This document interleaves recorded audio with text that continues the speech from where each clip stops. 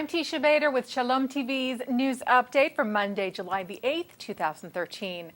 Israeli Prime Minister Benjamin Netanyahu's office is denying claims made today by a former Palestinian Authority minister that he and others held direct negotiations with Netanyahu in recent weeks.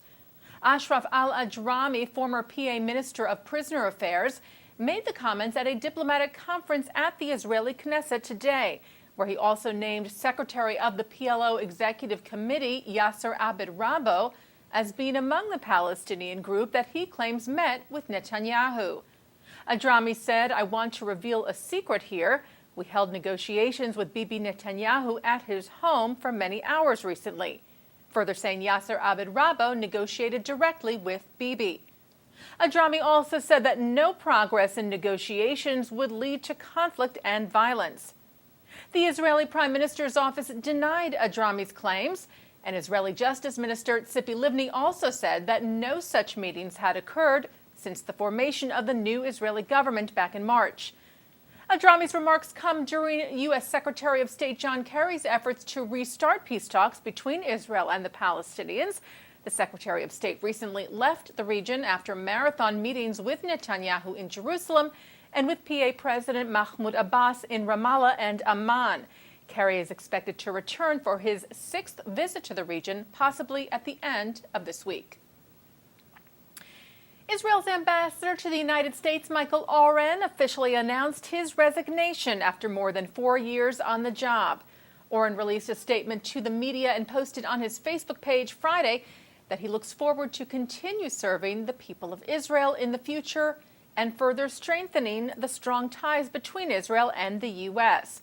The ambassador wrote, "Israel and the United States have always enjoyed a special relationship, and throughout these years of challenge, I was privileged to take part in forging even firmer bonds." Secretary of State John Kerry called Oren a passionate advocate for Israel in a statement he released Friday, and a terrific partner in the U.S.'s efforts to help the parties find a way back to the negotiating table. The Israeli embassy in Washington has not said who the next ambassador will be, but as we reported to you in recent weeks, American-born Ron Dermer, a former advisor to Prime Minister Netanyahu, is widely thought to be the favorite. Michael Oren plans to step down as Israel's ambassador to the U.S. this September. The Associated Press reports that a former member of the Nazis' Waffen-SS will stand trial this fall on allegations he executed a Dutch resistance fighter during World War II.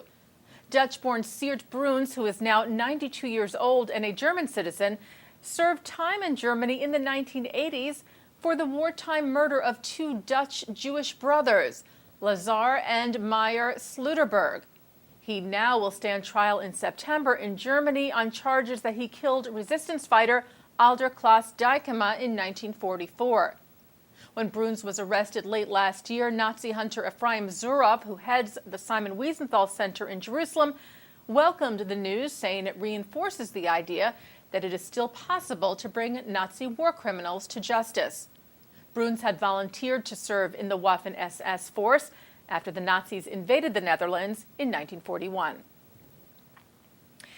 Emunah, the National Religious Women's Organization, has filed a lawsuit against Israel's chief rabbinate to recognize female graduates in their kosher supervision course.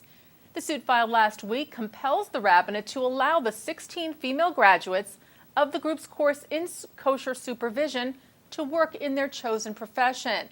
It also asks for the rabbinate to explain its policy forbidding them to do so on grounds of, quote, modesty. While there already are several female kosher inspectors who have been working for years, they were hired before 2010 when Israel's rabbinate required special training courses and put other requirements into place. The Association of University Heads of Israel signed an agreement today with the Association of Universities and Colleges of Canada, or AUCC, to, quote, facilitate, promote, and support international research collaboration between Israeli and Canadian universities. The agreement is meant to pave the way for greater research collaboration, as well as allow for faculty to move more easily back and forth between the two countries. Canada and Israel already partner in many research areas, including energy, solar power, waste management, and medicine. AUCC Vice President Christine Tosse Ford said Canada and Israel share a common commitment to educational attainment and research excellence and are among the best in the world in those important indicators of global leadership. Today's agreement was signed during the visit of 6 Canadian university presidents to Israel this week, which is being jointly sponsored by the Israel Ministry of Foreign Affairs and Canada's Center for Israel and Jewish Affairs. And that's Shalom TV's news update for Monday, July the 8th, 2013. I'm Teisha Bader.